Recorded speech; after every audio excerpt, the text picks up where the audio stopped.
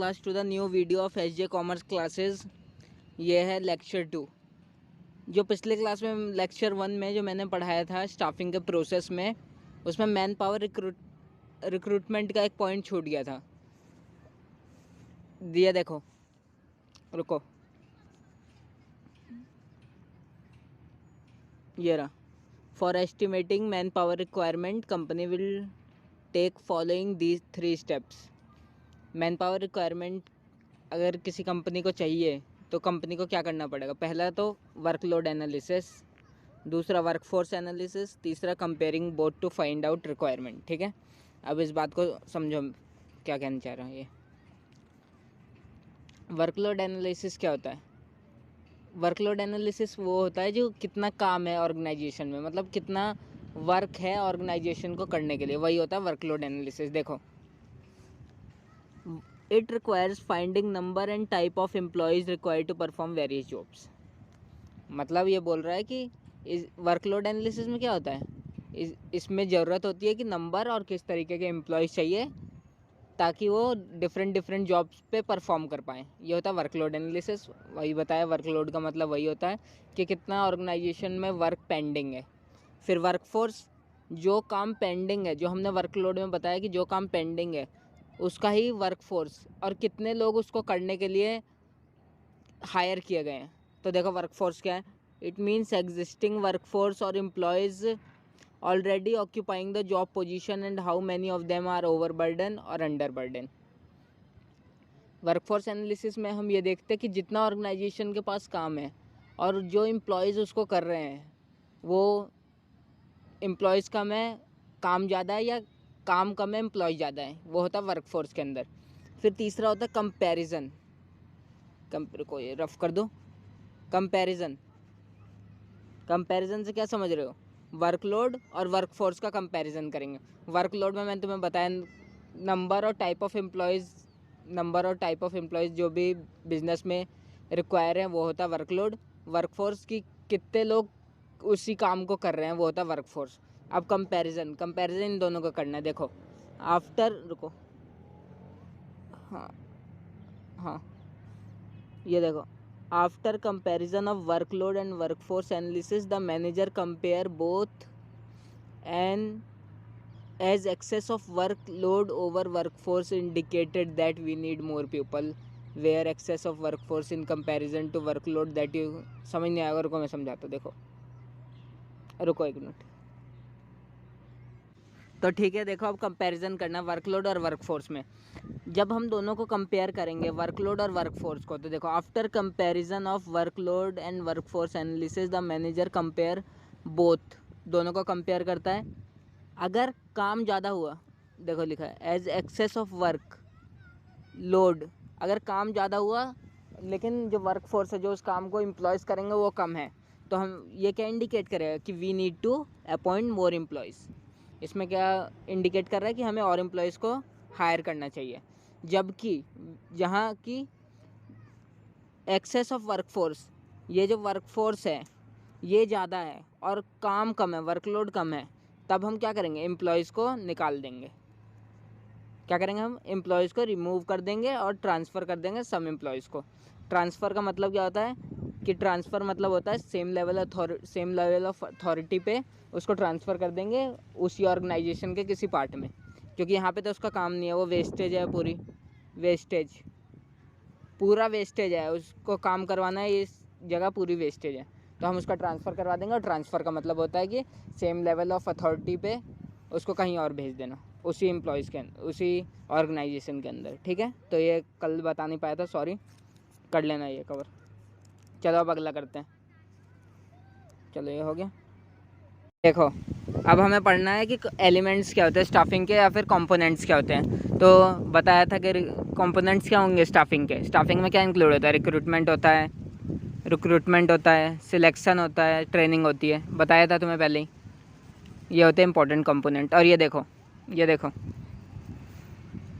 रुको, कलर दूसरा, हाँ, देखो, recruitment plus selection plus training क्या बनता है? स्टाफिंग। समझ आया? इन तीनों को मिलाएंगे तो क्या बनेगा? स्टाफिंग। इसमें ज़्यादा बताने की ज़रूरत नहीं है, रफ कर रहा हूँ इसे। अब देखो रिक्रूटमेंट क्या होता है। रिक्रूटमेंट मतलब तुम्हें बताया मैंने पहले ही कि रिक्रूटमेंट मतलब होता है भर्ती। कंपनीज भर्ती करती है एम्प्लॉयज़ को क्योंकि उनको नीड होती है उनको। रिक्रूटमेंट में क्या होती है, जो ऑर्गेनाइजेशन रहती है वो कोशिश करती है कि ज़्यादा से ज़्यादा एम्प्लॉयज़ उनकी कंपनी में ज़्यादा से ज़्यादा एम्प्लॉयज़ उनकी कंपनी में अप्लाई कर पाएँ। इससे क्या होगा, उनको वाइड वैरायटी ऑफ चॉइस मिल जाएगी। वही होता है रिक्रूटमेंट, पहले ही बता चुका हूँ तुम्हें, तो इसको बताने की ज़रूरत नहीं। अब देखो सोर्स ऑफ रिक्रूटमेंट। जो तुम भर्ती करोगे किस सोर्स के बेसिस पे करोगे, तो दो सोर्स होते हैं, एक इंटरनल सोर्स ऑफ रिक्रूटमेंट, एक external source of recruitment. Internal source of recruitment क्या होता है, जो एग्जिस्टिंग एम्प्लॉयज़ रहते हैं वही वैकेंट जॉब पोजीशन को जब फिल कर देंगे तो होता है इंटरनल सोर्स ऑफ रिक्रूटमेंट। ठीक है, देखो इसमें लिखा भी है, under internal source of recruitment the vacant job position are filled by inducing the existing employees. कौन फिल करता है, देखो कलर चेंज करो, ये लो, कौन फिल करता है, existing employees of the organisation. Vacant job position are filled by using existing employees only. कौन कर सकता है, बस ये कर सकता है एग्जिस्टिंग एम्प्लॉयज़। बस रुको, कौन कर सकता है, बस तो बस एग्जिस्टिंग एम्प्लॉयज़ कर सकते हैं, और नो आउटसाइडर आर परमिटेड, और किसी भी आउटसाइडर को परमिट नहीं है इंटरनल सोर्स के अंदर। अगर आउटसाइडर आ गया तो वो इंटरनल नहीं होगा, वो एक्सटर्नल सोर्स होगा, जो अभी आगे पढ़ाऊंगा मैं। अब देखो, internal source of recruitment is very popular and common because of its advantage. Internal source of recruitment के कुछ एडवांटेज है। अब तुम बताओ कि जो एग्जिस्टिंग एम्प्लॉयज़ हैं वही कंपनी में अब वैकेंट जॉब पोजीशन फिल कर देंगे, तो उससे क्या होगा, इट इज़ इकोनॉमिकल। कंपनी को सस्ता पड़ेगा कि वही employees vacant job position fill कर दे रहे हैं, कंपनी को एडवर्टाइज नहीं करना पड़ रहा, जिसकी वजह से उनका कॉस्ट नहीं आ रहा। तो वही लिखा है कि तो क्या होगा, ये सस्ता होगा। Internal source of recruitment, it is economical, पहला एडवांटेज। दूसरा, it motivates the existing employees. जब देखेंगे एम्प्लॉयज़ यार इसका तो सेट हो गया, इसको तो हायर जॉब पोजीशन पे कंपनी ने ही रख लिया, तो मोटिवेट होंगे और एम्प्लॉयज़ और सोचेंगे कैसे कंपनी को बेनिफिट प्रोवाइड करे ताकि उनको भी कंपनी हायर पोजीशन पे रखे। तो ये मोटिवेट करता है एग्जिस्टिंग एम्प्लॉयज़ को। Less amount is spent on training. अब तुम बताओ, जो एग्जिस्टिंग एम्प्लॉयज़ है वो तो कंपनी के जानते हैं ना कि कैसे क्या करना है, और जो नया एम्प्लॉयज़ आएगा वही ट्रेनिंग लेगा, तो ट्रेनिंग में कॉस्ट आएगी ना। तो देखो घूम फिर के वही पॉइंट आ गया कि इट इज़ इकोनॉमिकल। नया एम्प्लॉयज़ आएगा, उसको ट्रेनिंग दो, ये करो। पुराने जो होगा उसको तो पता है कंपनी के बिहेवियर से कि उसको क्या करना है, तो इसलिए ये less amount spent on training, तो ये एक एडवांटेज हो गया इंटरनल सोर्स का। द एम्प्लॉयज़ आर, फोर्थ देखो, the employees are already familiar with rules and regulation. अब जो नए एम्प्लॉयज़ आए उसको रूल्स एंड रेगुलेशन समझाओ कि यहाँ पे नो टोबैको यूज़ होगा, कि इसमें इतना मटेरियल ही जाना चाहिए, इससे ज़्यादा जाएगा तो ये रिजेक्ट कर देगी मशीन। तो सब नए एम्प्लॉय को बताना पड़ेगा, लेकिन जो पुराना एम्प्लॉय रहेगा उसको ये बताने की ज़रूरत नहीं है। और पांचवा देखो, improve performance of employees to get promotion so better perform. जब तुम्हें पता है कि तुम्हें प्रमोशन मिल रहा है तो एम्प्लॉयज़ क्या करेंगे कि सोचेंगे कि इसको मिला है आज तो कल हमें मिलेगा, तो वो अपनी परफॉर्मेंस इंप्रूव कर देंगे। बस इतना ही है इसमें, रफ कर देना। समझ आ गया ना? डाउट होगा तो कमेंट सेक्शन में पूछ लेना नीचे। अब नेक्स्ट पेज पे चल रहा है। ये देखो, ये मेरे नोट्स बोला है ना, इस वीडियो की डिस्क्रिप्शन लिंक में मैं नोट्स की लिंक प्रोवाइड कर दूंगा, लेकिन PDF कॉस्ट उसकी 20 रुपये है। अब देखो, methods of internal source of recruitment. Method क्या है इंटरनल सोर्स ऑफ रिक्रूटमेंट के? पहला, ट्रांसफ़र। अभी तुम्हें बताया ट्रांसफ़र का मतलब क्या होता है, उसी जॉब पोजीशन पे जब किसी एम्प्लॉयज़ को ट्रांसफ़र कर देते हैं without any higher level of authority, उसको कहते हैं ट्रांसफ़र। मतलब कि जैसे मान लो आज भी वो सुपीरियर है और जब उसको ट्रांसफ़र किया तब भी वो सुपीरियर है, तो उसको कहते हैं हम ट्रांसफ़र। ये समझ लो, वही लिखा है देखो।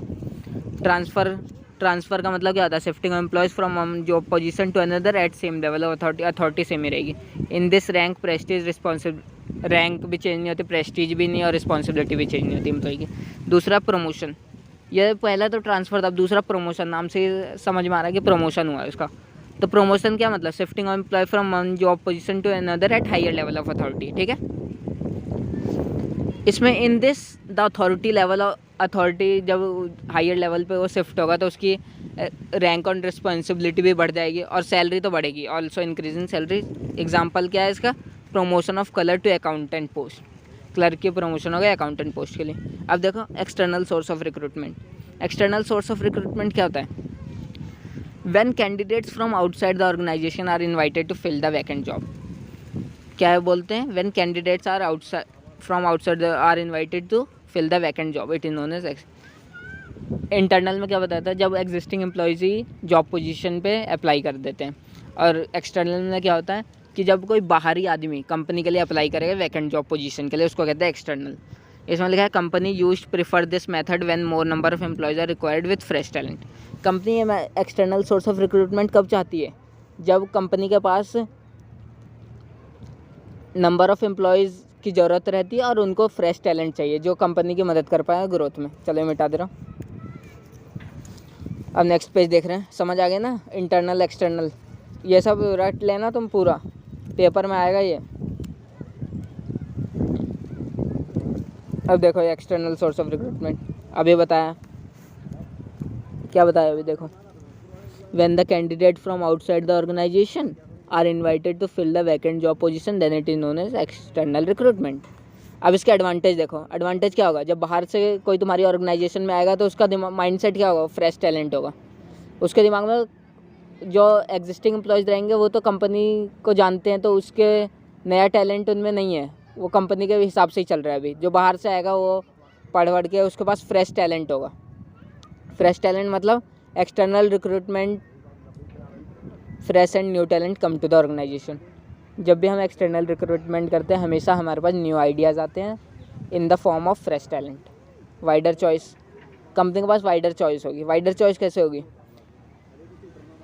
एक्सटर्नल जो कंपनी के लोग हैं, एक तो वो कंपनी को वो देंगे अपने हिसाब से, दूसरा जो एक्सटर्नल रिक्रूटमेंट वाले वो भी अपने हिसाब से देंगे, तो कंपनी के पास दोनों में से चुनने का ऑफर हो जाएगा कि वाइडर चॉइस हो गई उनके पास।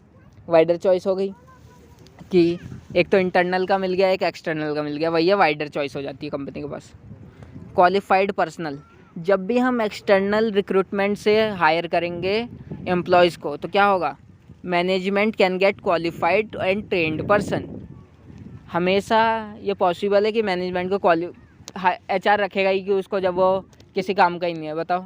तो यही बोल रहा है उसमें कि क्वालिफाइड पर्सनल ही होगा, क्योंकि HR डिपार्टमेंट का काम ही होता है कि एम्प्लॉयज़ में देखे कि यूटिलाइजेशन ऑफ रिसोर्स कर पा रहा है कि नहीं कर पा रहा, इसका माइंड स्किल्स क्या है, इसका स्किल सेट क्या है, इसका गोल्स क्या है कंपनी को लेकर, वही सब है qualified personal. Latest technological knowledge, ये थ्रू कैंपस प्लेसमेंट आगे है बताऊंगा। कैंपस प्लेसमेंट से organisation can get employees with latest technological knowledge. Campus placement वो प्लेसमेंट होती है जब कैंपस से डायरेक्टली हम हायर कर लेते हैं बच्चों को।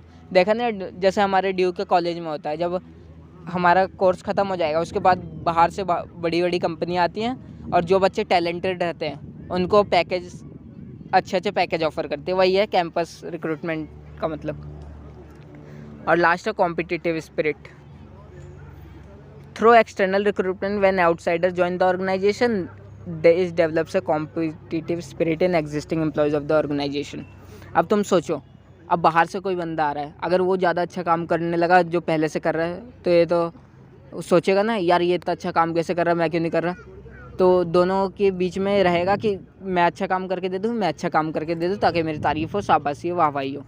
तो इन दोनों के बीच में हमेशा कॉन्फ्लिक्ट रहता है एक्सटर्नल और इंटरनल वालों में कि कौन कितना अच्छा काम कर रहा है। अगर बाहर वाला अच्छा काम करेगा तो जो HR या कंपनी का हायर अथॉरिटी लोग सोचेंगे कि जो इंटरनल वाले हैं उनके पास लिमिटेड ही टैलेंट है, वो जो 10 साल पहले से करते आ रहे हैं अभी भी वही कर रहे हैं। लेकिन वही एक्सटर्नल वाले के सोचेगा या इसके पास तो नया माइंड सेट है, नई स्किल है जो कंपनी को अचीव करने में, वही होता है कॉम्पिटिटिव स्पिरिट। दोनों में स्पिरिट बन जाएगी कंपटीशन की भावना। अब डीमेरिट्स क्या होगा, जब हम बाहर से भर्ती करेंगे तो उसका डीमेरिट क्या होगा, जो एग्जिस्टिंग एम्प्लॉयज़ होगा उनका मोरल डाउन हो जाएगा। वो सोचेंगे यार हम में से ही किसी को हायर जॉब पोजीशन पे रख लेते हैं, बाहर से बुलाने की क्या ज़रूरत है, तो मोरल कम हो जाएगा उनका। नए जो उसका एडवांटेज है वो इसका डिसएडवांटेज है, पहले बता रहा हूँ। इंटरनल का जो एडवांटेज है वो इसका डिसएडवांटेज। देखो, new employ rules and regulation के लिए एडजस्ट नहीं कर पाएगा। इट इज़ एक्सपेंसिव है क्योंकि आउटसाइडर को इनवाइट करना company bear heavy burden of advertising करनी पड़ती है उसके लिए, तो वो हैवी बर्डन है। लेंदी प्रोसेस है, एक्सटर्नल ज़्यादा टाइम लेता, मतलब ये बस इतना ही है। ये सब याद कर लेना एक बार तुम, आसान है, ज़्यादा हार्ड नहीं है, कर लोगे तुम लोग। अब चलो, ये रफ कर दिया, अब अगले पे चलते हैं। वो डिसएडवांटेज बताए, अब एडवांटेज देखो एक्सटर्नल के क्या होते हैं। फ्रेश टैलेंट बताया तुम्हें, फ्रेश टैलेंट आएगा। वाइडर चॉइस, वाइडर चॉइस मतलब कि कंपनी के पास वाइडर चॉइस होगी चूज़ करने के लिए। क्वालिफाइड पर्सनल, क्वालिफाइड पर्सनल लाएंगे, बताया तुमको। एचआर जो रहता है वो ऐसे ही नहीं रखा हुआ, उनको इसलिए रखा हुआ है ताकि वो क्वालिफाइड पर्सनल को हायर कर सके, जिससे कंपनी की ओवरऑल ग्रोथ हो। लेटेस्ट टेक्नोलॉजिकल नॉलेज आएगा और कॉम्पिटिटिव स्पिरिट, ये तो उसमें भी बता दिया था। डिसएडवांटेज भी बता दिए। ये देखो, ये खुद मेरे नोट्स हैं, ये मैं लिंक डाल दूंगा डिस्क्रिप्शन में इसके PDF की, और PDF कॉस्ट है 20 रुपीज़। मैं चाहता हूँ तुम लोग नोट्स करो। एक और इसके बाद एक अगली वीडियो बनाऊँगा, उसमें सारे जितने भी मैंने नोट्स बनाए हैं सब लाइन से दिखाऊँगा तुम्हें नोट करना है, नोट कर लेना। और उसके नीचे डिस्क्रिप्शन में लिंक दूंगा, उसकी कॉस्ट है 20 रुपये, पहले ही बता रहा हूँ। चलो नोट कर लेना, मैं तो यही चाहता हूँ तुम्हारा। कॉमन मेथड क्या है एक्सटर्नल सोर्स ऑफ रिक्रूटमेंट का? क्या है कॉमन मेथड? Direct recruitment. वैसे ये बात बता दूं मैं, कॉमन मेथड जो रहता है, ये जो है, ये टॉपिक में से कट गया टॉपिक में से।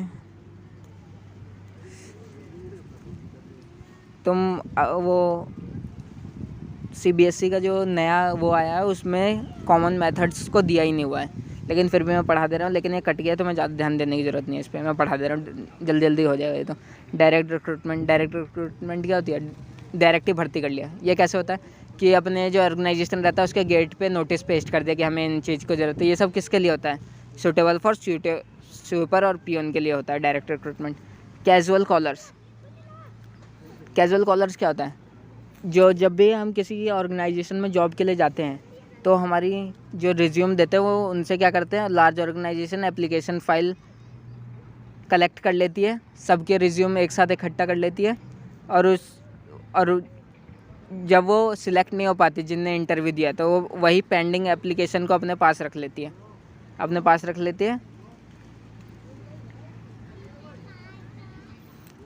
पेंडिंग एप्लीकेशन को अपने पास रख लेते with job seeker leave with reception. बताइए तुम्हें क्या होता है? कैजुअल कॉलर में यह होता है जब भी हम इंटरव्यू देने जाते हैं, जो रिज्यूम रहता है, अगर हम सिलेक्ट हो गए तो ठीक है, नहीं होते सिलेक्ट तो कंपनी रख लेती है अपने पास ही वही रिज्यूम हमारा बाद के लिए। और जब व्हेन देयर इज़ वैकेंसी, जब भी कभी वैकेंसी आएगी उस कंपनी में, candidates matching with the skill of the job will be short listed. हमारा रिज्यूम तो पहले ही कंपनी के पास है, तो कंपनी देखेगी कौन सा इस जॉब के लिए बिल्कुल मैच कर रहा है, तो उसके हिसाब से शॉर्ट लिस्ट कर देगी वो कंपनी। चलिए मिटा दे रहा हूँ, नेक्स्ट पेज करते हैं।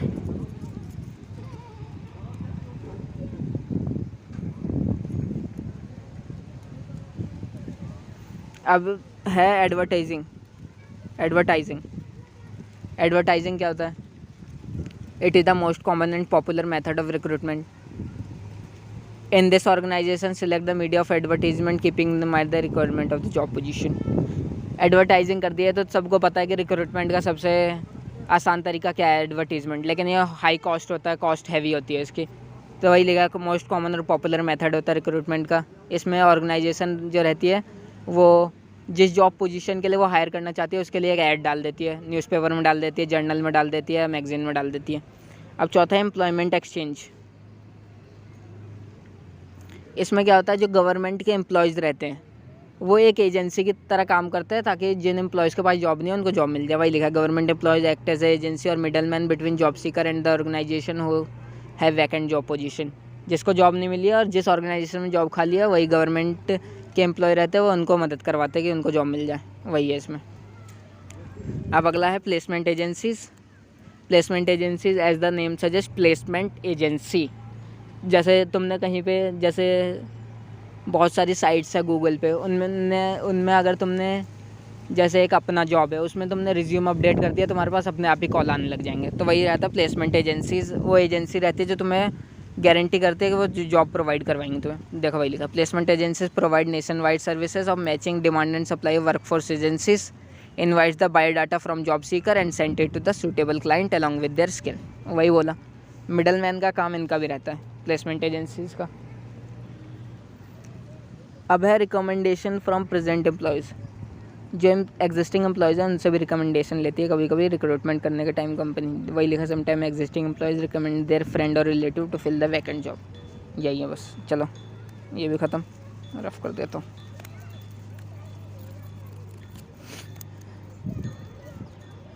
चलो अब अगला, अब आते हैं हम सिलेक्शन पर। रिक्रूटमेंट हो गया, सिलेक्शन, उसके बाद आएगा ट्रेनिंग। ये क्या है, कंपोनेंट्स है स्टाफिंग के। पहले ही बता रहा हूँ, भूल मत जाना कि सर क्या पढ़ा रहे हैं कुछ पता ही नहीं चल रहा। ये कंपोनेंट्स पढ़ा रहा हूँ मैं स्टाफिंग के। अब देखो सिलेक्शन, सिलेक्शन का मतलब क्या समझ आ रहा है तुम्हें? बताया था सिलेक्शन क्या होता है। सिलेक्शन में, सिलेक्शन को नेगेटिव प्रोसेस भी बोलते हैं क्योंकि number of rejected candidates are more than the number of selected candidates, इसलिए इसको नेगेटिव प्रोसेस भी बोलते हैं। अब ये सिलेक्शन का प्रोसेस है। ये प्रोसेस तो मैं बताया था ना क्या होता है। देखो ये सिलेक्शन प्रोसेस है, ये सारे सिलेक्शन प्रोसेस है। तो तुम्हें क्या बताया था मैंने, सिलेक्शन जो भी प्रोसेस होता है वो लाइन वाइज ही चलता है। तो चलो पहला क्या है इसमें, प्रिलिमिनरी स्क्रीनिंग। रुको, प्रिलिमिनरी स्क्रीनिंग का मतलब क्या होता है? इसमें जो एचआर होता है वो क्या करता है, एलिमिनेट कर देता है किसको, अनक्वालिफाइड पर्सनल को। अनक्वालिफाइड मतलब जिसकी एजुकेशन उतनी नहीं है कि वो वैकेंट जॉब पोजीशन को फिल कर पाए, उनको पहले एलिमिनेट कर देते हैं। ये पहला है प्रिलिमिनरी स्क्रीनिंग, याद रखना। इसमें क्या करते हैं, अनक्वालिफाइड और मिसफिट कैंडिडेट को पहले ही हम निकाल देते हैं, एलिमिनेट कर देते हैं, ठीक है। अब दूसरा है selection test.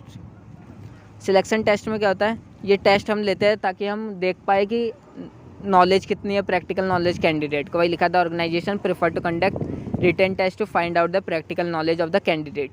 The type of test to be conducted depends on the requirement of the organisation. ये टेस्ट हम क्यों करते हैं, ये टेस्ट हम करते हैं ताकि देख पाएँ कि जो एम्प्लॉयज़ को हम हायर कर रहे हैं उसका स्किल क्या है, उसका माइंडसेट क्या है, और वो गोल अचीव कर भी पाएगा कि नहीं कर पाएगा। वही लिखा है इसमें, the type of test to be conducted depends on the requirement of the organisation. ये टेस्ट हम इसलिए करवाते हैं जो ऑर्गेनाइजेशन को नीड हो वो फुलफिल हो पाए।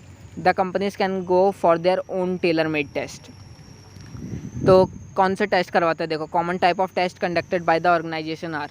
पहला इंटेलिजेंस टेस्ट। इंटेलिजेंस टेस्ट क्या होता है, this kind of psychological test is use to measure the level of intelligence. ये बेसिकली ये टेस्ट इसलिए होता है कि देख पाए कि जो एम्प्लॉयज़ हम हायर कर रहे हैं उसका इंटेलिजेंस लेवल कैसा है, वो कितना स्मार्ट है अपने काम को लेके। तो वही है, साइकोलॉजिकल टेस्ट होता है, क्या मेज़र करता है, लेवल ऑफ इंटेलिजेंस किसमें, इंडिविजुअल में। और उसको आईक्यू भी बोलते हैं, आईक्यू कितना है उसका एम्प्लॉय का। It is an indicator of judging a person ability to take decision and judgement. IQ इसलिए भी, इंटेलिजेंस टेस्ट इसलिए भी हम लेते हैं ताकि उस पर्सन की हम एबिलिटी को जज कर पाए कि वो डिसीजन लेने के काबिल है भी कि नहीं है। अब दूसरा एप्टीट्यूड टेस्ट। एप्टीट्यूड क्या टेस्ट क्या होता है, this test is conducted to find out the potential of learning new job in the candidate.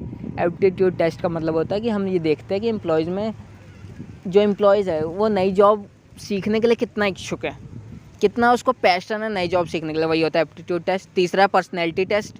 Personality test क्या होता है, is conducted to find out the human behaviour of the candidate. ये test इसलिए होता है कि देख पाए कि ह्यूमन बिहेवियर कैसा है कैंडिडेट का, कहीं वो जल्दी गुस्सा तो नहीं हो जाता, कहीं वो जल्दी हमेशा मजाक में ही काम तो नहीं कर रहा।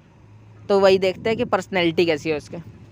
ये इस टेस्ट में भी क्या देखते हैं हम, intelligence, aptitude, attitude. Intelligence, aptitude और एटीट्यूड और इंटरेस्ट देखते हैं उस कैंडिडेट का कि जॉब वो करना, जो हम उसको दे रहे हैं उसमें उसका इंटरेस्ट है भी कि नहीं है, वही देखते हैं। अब चौथा है ट्रेड टेस्ट। ट्रेड टेस्ट क्या होता है, ट्रेड टेस्ट होता है कि जो एग्जिस्टिंग स्किल है, जिस एम्प्लॉयज़ को हम हायर कर रहे हैं उसमें एग्जिस्टिंग स्किल्स क्या है, तो वही होता है ट्रेड टेस्ट। क्या मदद करता है, it helps to find the level of knowledge and proficiency in the area of profession and technical training. इसकी मदद से क्या होता है, कंपनी को फ़ायदा होता है। क्यों, क्योंकि कंपनी को अब उसको ट्रेनिंग देनी पड़ेगी शुरू से, क्योंकि उसको आता है उतना। तो वही है कि ट्रेड टेस्ट में हम ये टेस्ट करते हैं कि एग्जिस्टिंग स्किल कितनी है एम्प्लॉयज़ में, उस एम्प्लॉय में। ये है difference between trade test and aptitude test. ये देख लेना क्या है डिफरेंस बिटवीन ट्रेड और एप्टीट्यूड में क्या डिफरेंस है। ये रहा ट्रेड, ये रहा एप्टीट्यूड। एप्टीट्यूड अभी बताया तुम्हें कि देखते हैं कि वो नई जॉब सीखने के लिए कितना इच्छुक है, और ट्रेड टेस्ट में बताया कि एग्जिस्टिंग स्किल क्या है उस एम्प्लॉय की। तो क्या है, trade test helps identify present skills.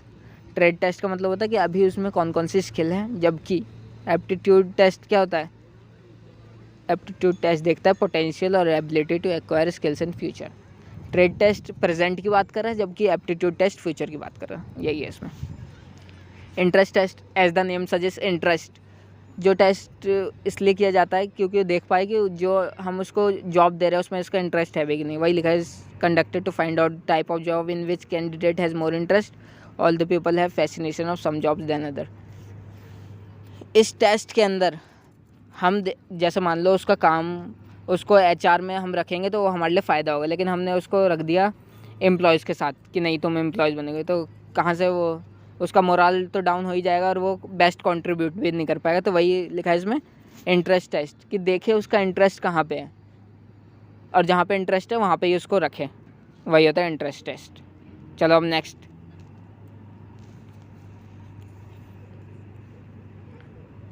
ये सब पढ़ा दिया, ये बोला ना मेरी राइटिंग है, सारे नोट्स बना लिए मैंने तुम्हारे लिए।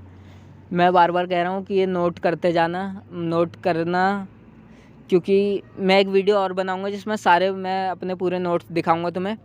तुम्हारी मर्जी है तो नोट कर लेना उसको, या बता ही रखा मैंने तुम्हें कॉस्ट कितनी है उस PDF की। चलो अब तीसरा क्या है, तीसरा है एम्प्लॉयमेंट इंटरव्यू। एम्प्लॉयमेंट इंटरव्यू, ठीक है। इसमें क्या होता है एम्प्लॉयमेंट इंटरव्यू, नाम क्या दिख रहा है तुम्हें, एम्प्लॉय का इंटरव्यू, वही है ये। देखो जैसे candidates who qualify the test are called for interview question. अब ये कौन से टेस्ट की बात कर रहा है, अभी तुम्हें पढ़ा है ना 5 तरीके के test, aptitude test, personality test, trade test, interest test. पहला क्या था बताओ, नहीं पता, नहीं पता, बोलो फिर से बोलो। Intelligence test, aptitude test, personality test, trade test, interest test. ये तीसरे में क्या बात कर रहा है कि जो कैंडिडेट क्वालिफाई कर पाएंगे इन सब टेस्ट में, ठीक है। और इंटेलिजेंस था एक, इंटेलिजेंस, ठीक है। जो कैंडिडेट क्वालिफाई कर पाएंगे उनको ही हम बुलाते हैं एम्प्लॉयमेंट इंटरव्यू के सेशन में।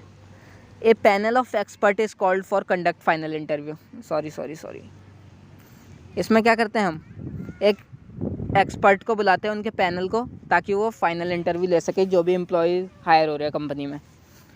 इसमें क्या होता है, the consultant who are specialised ask candidate to test his professional specialised knowledge to related to job. इसमें जो कंसल्टेंट रहता है जो कि स्पेशलाइज रहता है और जो कि कैंडिडेट्स के इंटरव्यू बहुत पहले से ले रहा है, वो टेस्ट करता है एम्प्लॉयज़ की कि उनके जॉब स्किल्स क्या है, माइंडसेट क्या है, उनमें स्किल्स क्या क्या है, तो वही बताया इसमें। तो मैं फिर से बता रहा हूँ हम क्या पढ़ रहे हैं, हम सिलेक्शन प्रोसेस पढ़ रहे हैं। सिलेक्शन प्रोसेस में पहला था प्रिलिमिनरी स्क्रीनिंग, दूसरे में 5 टाइप्स ऑफ टेस्ट होते हैं, बताओ कौन कौन से, intelligence test, aptitude test, personality test, trade test, interest test, और तीसरा है एम्प्लॉयमेंट इंटरव्यू। जो भी एम्प्लॉय टेस्ट पार कर लेंगे उसके बाद वो आते हैं एम्प्लॉयमेंट इंटरव्यू राउंड में, पहले बता रहा हूँ, ठीक है, याद रखना। प्रिलिमिनरी में क्या होता है कि जो भी मिसफिट कैंडिडेट रहते हैं, जो कि जॉब पोजीशन के लिए बिल्कुल भी फिट नहीं रहते, उनको पहले निकाल देते हैं। दूसरे में उनका टेस्ट लेते हैं जो बचे रहते हैं एम्प्लॉयज़, फिर उसके बाद उनका इंटरव्यू होता है जो ये टेस्ट क्लियर कर लेते हैं। बस ये, अब रुको अगला, फोर्थ क्या है सिलेक्शन प्रोसेस का,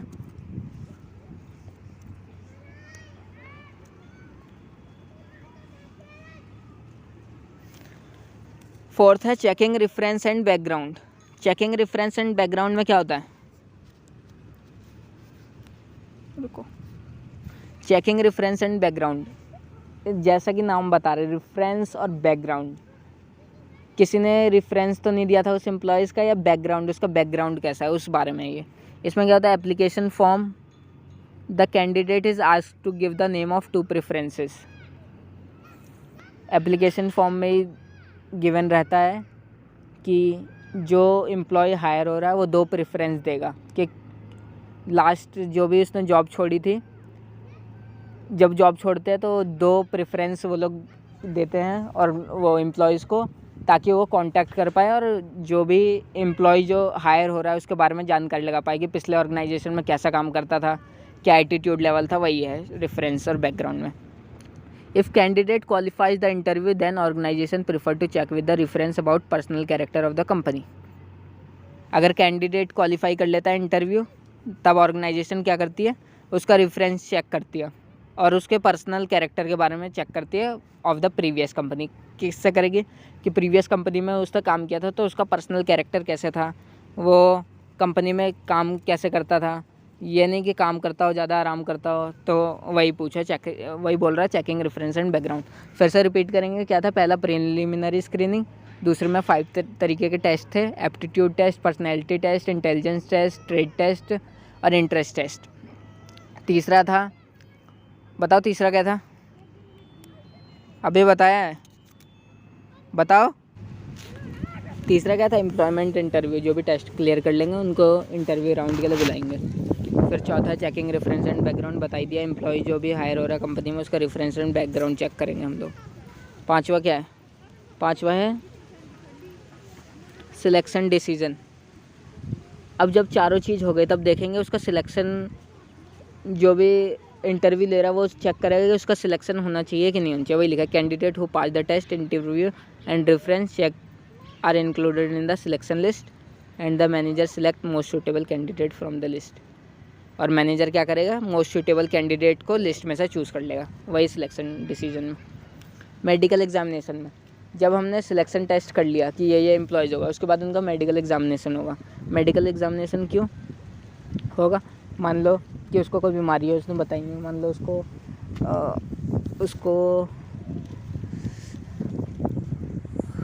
कैसे बताऊँ, मान लो उसको चक्कर वक्कर आते हों, उसने बताया नहीं, उसको कोई बीमारी हो ऐसी कि जो कि सीवियर हो, और अगर वो कंपनी में काम करेगा ज़्यादातर तो फिर वो छुट्टी लेगा, तो इसलिए वो सब मेडिकल एग्जामिनेशन है। वही लिखा, before giving appointment letter the candidates are selected and sent for medical fitness test. उनको मेडिकल फिटनेस टेस्ट के लिए भेजा जाता है ताकि देख पाए कि वो फिट तो है ना कंपनी के लिए। Some organisation appoint their own doctors to do the test. Generally क्या होता है, कंपनीज बोल देती है कि ठीक है बाहर से टेस्ट करवा के रिपोर्ट देना हमें, लेकिन ज़्यादातर कंपनी जो बड़ी बड़ी कंपनीज रहती है वो कहती है नहीं, हमारे डॉक्टर्स रहेंगे पर्सनली, वो तुम्हारा टेस्ट करेंगे। क्योंकि क्या होगा, जिसको बीमारी रहेगी वो तो फेक रिपोर्ट बनवा के ले आएगा, तो इसलिए मेडिकल एग्जामिनेशन होता है। छठा, सातवां होता है जॉब ऑफ़र। जब फाइनली मेडिकल एग्जामिनेशन हो जाए तो कंपनी जॉब ऑफ़र प्रोवाइड करवा देती है, जिसमें क्या दिया रहता है, उसमें क्लियर दिया रहता है कि मेडिकल टेस्ट तुमने क्लियर कर लिया है। और जॉब ऑफ़र कैसे देती है, लेटर ऑफ अपॉइंटमेंट के रूप में। और उसमें क्या क्या लिखा रहता है, डेट ऑफ ज्वाइनिंग लिखा रहता है, टर्म्स एंड कंडीशन कंपनी के मेंशन रहते हैं। चलो बस इतना ही है इसमें। एक बार मेरे साथ बोलना, पहला क्या था, प्रिलिमिनरी स्क्रीनिंग, दूसरे में टेस्ट कौन कौन से थे, intelligence test, personality test, aptitude test, trade test और इंटरेस्ट टेस्ट। तीसरे में था एम्प्लॉयमेंट अपॉर्चुनिटीज़, जिसमें जो भी टेस्ट क्वालिफाई कर लेंगे वो एम्प्लॉयमेंट राउंड में आ जाएंगे। चौथे में checking reference and background. Checking reference and background, जो भी हमने सेलेक्ट किया, जो भी टेस्ट क्लियर करके आए हैं, उनका रेफरेंस और बैकग्राउंड कैसा है, reference and background previous company का। पांचवा सिलेक्शन डिसीजन, जो भी रेफरेंस और बैकग्राउंड को क्लियर करके सिलेक्शन डिसीजन में आए, उसमें हम देखेंगे कौन सा हमारी ऑर्गेनाइजेशन के लिए एकदम फिट बैठ रहा है, वो होता है सिलेक्शन डिसीजन। फिर छठा मेडिकल एग्जामिनेशन, एम्प्लॉयज़ को किसी तरह की कोई बीमारी तो नहीं है, कोई बीमारी को छुपा तो नहीं रहा, इसके लिए मेडिकल एग्जामिनेशन करवाती है कंपनी। बड़ी बड़ी कंपनीज़ अपने पर्सनल डॉक्टर हायर करती है। सातवां जॉब ऑफ़र, जब उसका सारा एग्ज़ाम क्लियर हो जाता है, सारे टेस्ट वो क्लियर कर लेता है, तब फाइनली कंपनी उसको लेटर ऑफ अपॉइंटमेंट दे देती है, जिसमें क्या लिखा रहता है, date of joining, terms and condition लिखी रहती है। चलो ठीक है, ये हो गया। अब अगला और लास्ट है contract of employment. Contract of employment में क्या होता है, जब कैंडिडेट्स जॉब ऑफ़र को एक्सेप्ट कर लेता है, मतलब वो कॉन्ट्रैक्ट को साइन कर लेता है कंपनी के साथ, तब क्या होता है, while signing the contract of employment the employees and employee exchange certain document exchange करता है। जब तुम्हें कंपनी में जॉब मिल रही है, अपॉइंटमेंट लेटर भी आ गया, तो तुम कौन कौन से डॉक्यूमेंट चेक करोगे। पहला पे अलाउंस, कितने सैलरी पे तुम्हें रखा गया, लीव रूल्स कितने हैं कंपनी के, कि कंपनी में मान लो एक हफ्ते में 1 वीक में ओनली 1 हॉलीडेज़ की पॉलिसी है, लेकिन तुमने 2-3 हॉलीडेज़ ले लिए तो तुम्हारी सैलरी में से कुछ कटेगा। वही लिखा है कि टर्म्स एंड कंडीशन रहती है कॉन्ट्रैक्ट ऑफ एम्प्लॉयमेंट में, कि कितनी सैलरी मिलेगी और कितने HRA मिलेगा। HRA मतलब हाउस रेंट का अलाउंस कितना मिलेगा, वही सब रहता है इसमें। चलो ये कर लेना, बहुत इंपॉर्टेंट है सिलेक्शन प्रोसेस भी। अब आता है ट्रेनिंग एंड डेवलपमेंट। सबको पता है ट्रेनिंग एंड डेवलपमेंट में क्या होता है। इसमें equipping the employees with the required to skill the perform the job. Training मतलब कि जिस लेवल पे एम्प्लॉय वर्क कर रहा है उसके वर्क को इन्हेंस करने के लिए जो हम प्रोवाइड करवाते हैं उसको कहते हैं ट्रेनिंग। वही होता है ट्रेनिंग। डेवलपमेंट क्या होता है, overall growth of employee. It focus on personal growth and successful employee development. Development वही होता है, ओवरऑल ग्रोथ करवानी है उसकी एम्प्लॉयज़ की।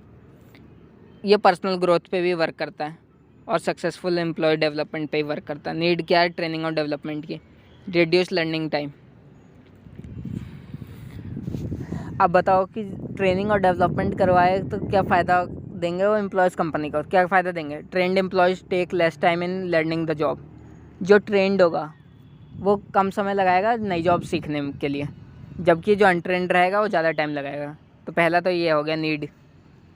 समझ आया क्या नीड है, रिड्यूस लर्निंग टाइम। जो भी ट्रेंड एम्प्लॉयज़ रहेंगे वो जल्दी काम सीख लेंगे, और वहीं जबकि अनट्रेंड एम्प्लॉयज़ जो रहेंगे वो काम सीखने में टाइम लगाएंगे। इससे कंपनी, तुम्हें तो पता है टाइम क्या है, प्रीशियस है, तो कंपनी प्रीफर करती है ट्रेंड एम्प्लॉयज़ को। अब ये देखो सेकंड क्या है, बेटर परफॉर्मेंस। कौन बेटर परफॉर्मेंस देगा, ट्रेंड या untrained. Trend employees. The performance of trend employees is always better than the performance of untrained employees. Trend employees improve efficiency in employees. Attitude formation. किसका attitude में change होगा, trend में untrained में। Trend में क्यों change होगा, trend वाला सोचेगा कि हाँ यार मैं तो जल्दी जल्दी सीख लेता हूँ, तो इसलिए उसका एटीट्यूड चेंज होगा। वो सोचेगा कि मैं तो आराम से सीख लेता हूँ ये सब जॉब। जबकि अनट्रेंड डिमोटिवेट रहेगा हमेशा, भाई ये तो मेरे को आ ही नहीं रहा। तो वही रहता है। Training and development aim at moulding the employees. Moulding मतलब जैसे मिट्टी रहती है, चिकनी मिट्टी, उसको शेप दे देते हैं कोई, वही ट्रेनिंग एंड डेवलपमेंट काम करता है एम्प्लॉयज़ के ऊपर। क्यों, उनको शेप दे देता है training and development, so that they can develop positive attitude. जिससे क्या होगा, उनमें पॉजिटिव एटीट्यूड आ जाए। मतलब पॉजिटिव एटीट्यूड मतलब कि कोई उसको काम दिया तो वो ये नहीं सोचना चाहिए यार ये तो मैं कर नहीं पाऊँगा। पॉजिटिव एटीट्यूड का मतलब कोई भी काम दो उसको, अगर वो ट्रेंड है तो कहेगा अरे ये तो मैं कर लूँगा, वही होता है positive attitude. And motivate them to the initiative result in better support. और उनको मोटिवेट कैसे करेंगे, कॉम्पनसेशन देके, तब वो मोटिवेट होंगे। वही लिखा है एटीट्यूड फॉर्मेशन। एड्स इन और helping operational problem. While performing various activity in the organization faces various problem। जब भी ऑर्गेनाइजेशन में बहुत सारी एक्टिविटी चल रही होती है तो ऑर्गेनाइजेशन को किस किस तरीके की परेशानी का सामना करना पड़ता है। जैसे एब्सेंटिज्म, किसी दिन वो एम्प्लॉय आए नहीं जिसकी बहुत ज़रूरत है उस दिन। वेस्टेज ऑफ रिसोर्सेज, क्या होता है उसमें, वेस्टेज ऑफ रिसोर्स रहता है। कौन वेस्टेज करेगा ज़्यादा है, ट्रेंड या अनट्रेंड। तो अनट्रेंड एम्प्लॉय बहुत वेस्टेज ऑफ रिसोर्स करेगा। Dissatisfaction of employees. डिससेटिस्फैक्शन क्यों होगी, उनका अगर प्रमोशन ही नहीं हो रहा, 5 साल जिस जॉब पोजीशन में थे अब भी वो उसी जॉब पोजीशन में, तो डिससेटिस्फैक्शन। वही लिखा है एड्स इन और हेल्पिंग सॉल्विंग ऑपरेशनल प्रॉब्लम। पाँचवा है मैनेजिंग मैन पावर नीड। जैसा कि नेम बता रहा है मैनेजिंग मैन पावर नीड, कितने मैन पावर की ज़रूरत है उतने ही मैनेज करके रखना कंपनी में। Some organisation have specialised technique of production and the ready staff is not available. In that case, the organization hire untrained people and train them with the required skill according to the organization need। किसी organisation में क्या रहता है, more of capital रहते हैं, more of labour intensive technique कम रहती है, जबकि कैपिटल इंटेंसिव टेक्निक ज़्यादा रहती है, जबकि लेबर इंटेंसिव टेक्निक कम रहती है। कौन सी ऑर्गेनाइजेशन होती है, जो बड़ी बड़ी रहती है, जबकि जो स्मॉल ऑर्गेनाइजेशन रहती है वो उनमें लेबर इंटेंसिव टेक्निक ज़्यादा होती है। तो जिनमें लेबर इंटेंसिव टेक्निक ज़्यादा होती है उनमें भी ट्रेनिंग और डेवलपमेंट एम्प्लॉयज़ का करवाना ज़रूरी रहता है, जिससे अल्टीमेटली किसको फ़ायदा होगा, ऑर्गेनाइजेशन को। चलो ये रफ कर दे रहा हूँ।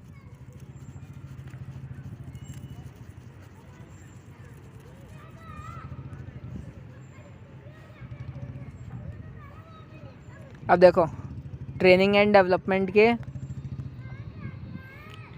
डिफरेंस बिटवीन, क्या है डिफरेंस ट्रेनिंग और डेवलपमेंट में। तो हम देखेंगे difference between training and development.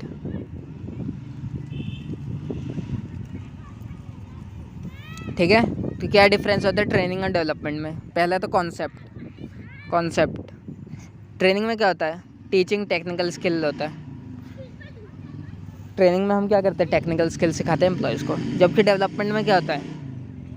उसमें टेक्निकल स्किल तो सिखाते हैं, उसके साथ साथ हम ह्यूमन और कॉन्सेप्चुअल स्किल भी सिखाते हैं डेवलपमेंट में। सूटेबिलिटी, किसको सूटेबल रहता है ट्रेनिंग? किसको सूटेबल रहता है? टेक्निकल स्टाफ को। किसको सूटेबल रहता है? जो टेक्निकल स्टाफ रहते हैं। और ये किसको सूटेबल रहता है?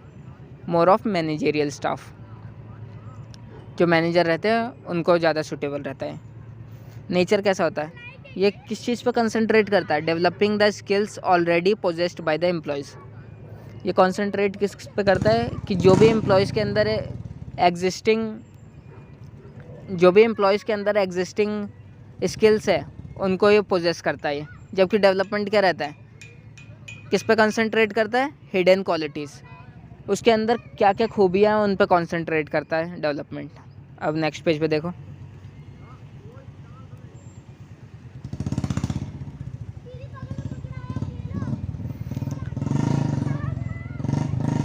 Methods used on the job method of training are performed in training. On the job method आगे बताऊंगा क्या होता है, तो ये याद रखना है इसमें कौन सा मेथड यूज़ किया जाता है? On the job. और इसमें कौन सा यूज़ किया जाता है? Of the job. सेंटर्ड, किस के बारे में रहता है ट्रेनिंग? वर्क सेंटर्ड, काम से रिलेटेड रहता है। ये किससे रिलेटेड रहता है? डेवलपमेंट पर्सन से रिलेटेड रहता है। ट्रेनिंग किसकी होगी? ट्रेनिंग करवाने से क्या होगा? हमें वर्क में वो मिलेगी, एफिशिएंसी मिलेगी, एफिशिएंट यूटिलाइजेशन ऑफ रिसोर्सेज होगा। और ये किससे होता है? पर्सन सेंटर्ड से। पर्सन सेंटर्ड मतलब डेवलपमेंट किसका होगा? मैनेजर का। उसको हम डेवलपमेंट ओवरऑल डेवलपमेंट ट्रेनिंग दे के तो उसका डेवलपमेंट और हाई हो जाएगा।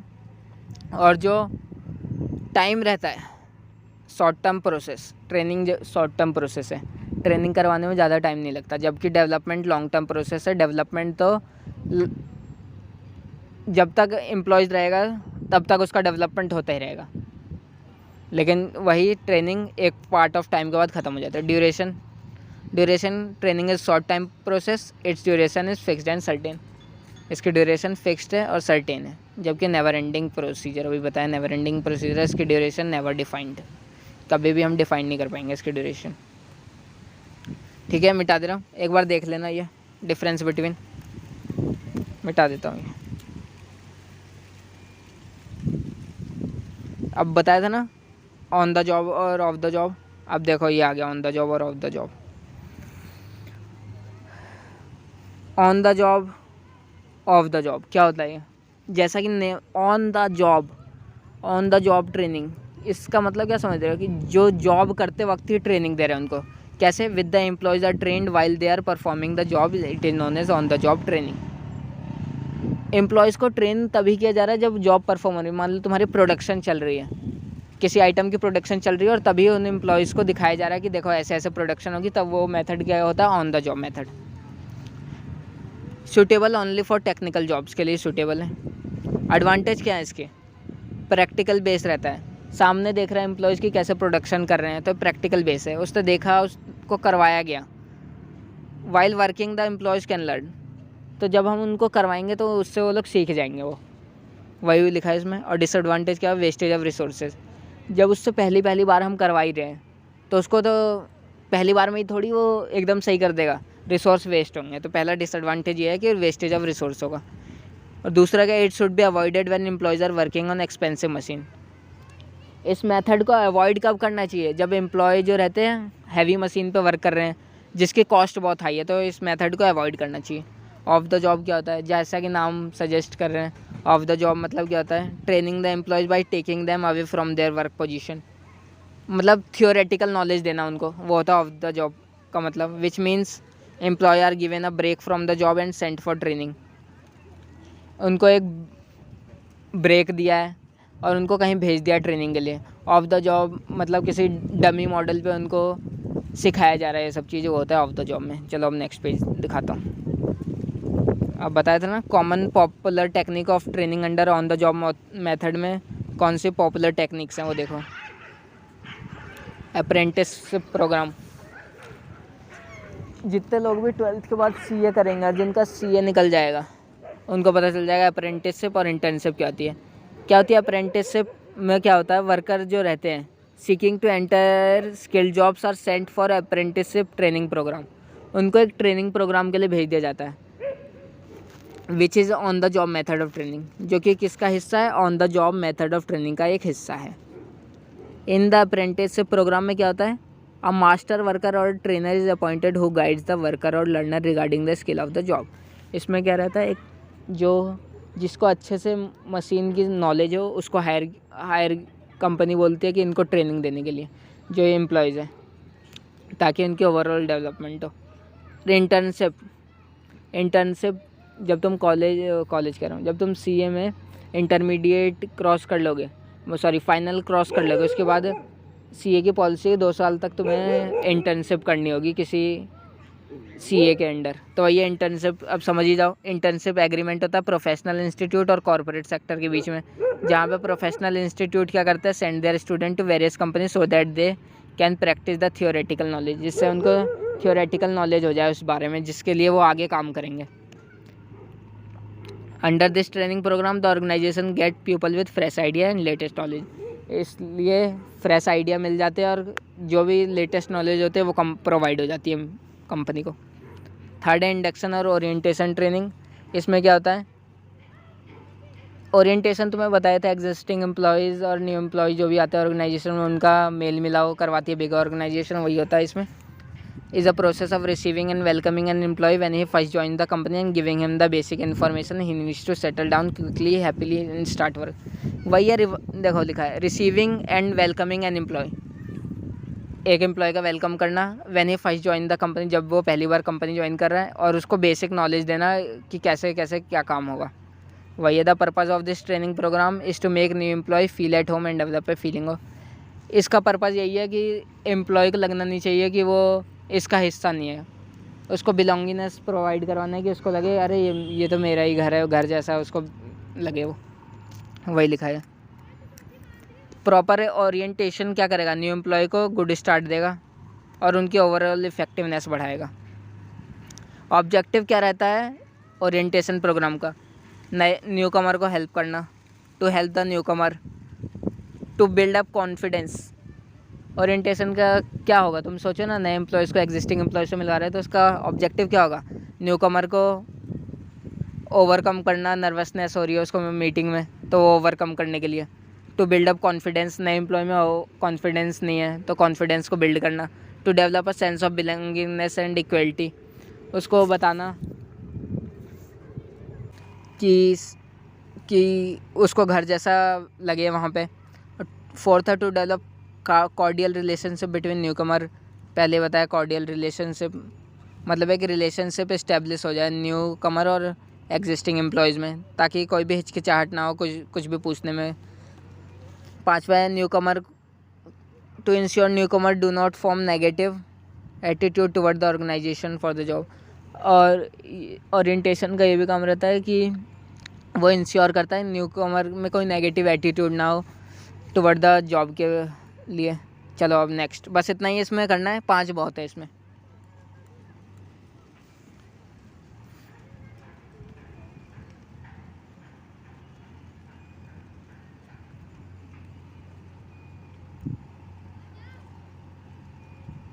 देखो अब लास्ट है वेस्टिब्यूल स्कूल, ये है वेरी वेरी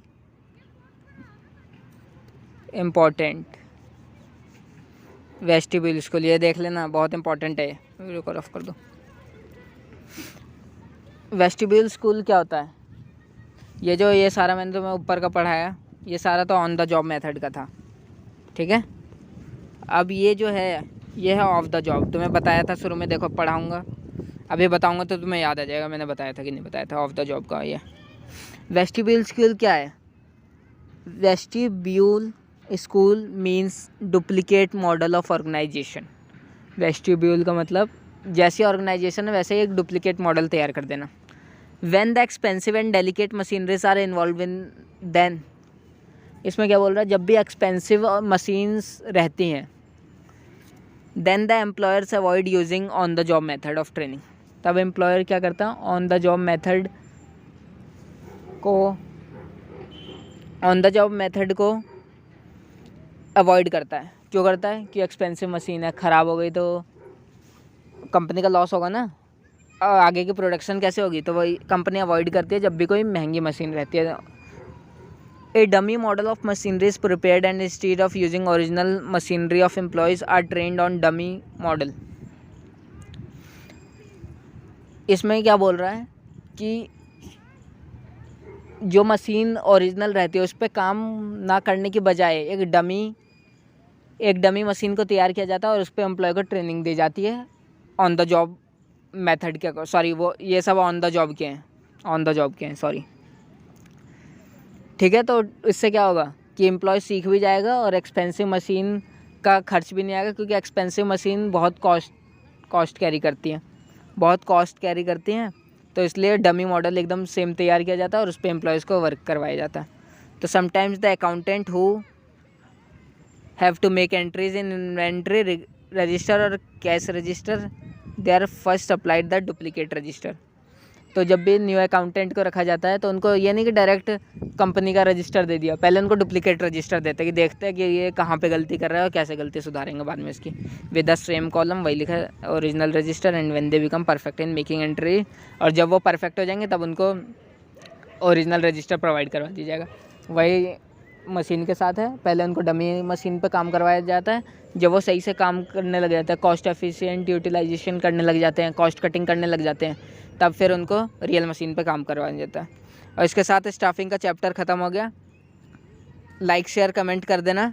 इस वीडियो के डिस्क्रिप्शन में मैं तुम्हें PDF की लिंक प्रोवाइड करवा दूँगा, और लाइक शेयर कमेंट कर देना। और अब तो रोज़ आएंगे इस पे वीडियोज़, तो दोस्तों को शेयर कर देना ये चैनल, ठीक है।